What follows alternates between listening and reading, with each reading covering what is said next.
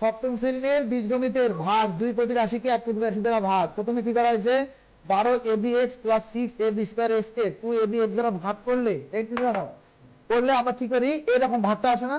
এখন এই 2ab(x) এই পদের সাথেই কি আছে ভাগ আছে, এই পদটাকে আমরা আলাদা আলাদা করে দিয়েছি।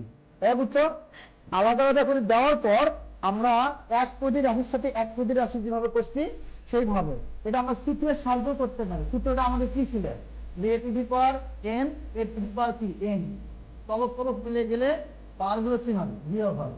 সেই রকম an মিলে গেছে পাওয়ার বিয়োগ করলে কোন সংখ্যার উপর যদি 0 আসে তার মান কি জানি 1 জানি না। অথবা যদি আমরা শর্টকাট জানি এখানে একটা এখানে টাকা b 3 টাকা x টাকা 2 তাহলে এই প্রথম পদের কাজ হয় কত হয়, দ্বিতীয় পদের দ্বিতীয় সংখ্যা হলে 3 এ আর এ কাটা বিপদ দুই থাকে উপরে একটা বি থাকে না কেন উপরে দুইটা বি আছে তাহলে আমাদের এই দুইটা ভাগ করে অ্যান্সার আছে 6 লাখ কথা কি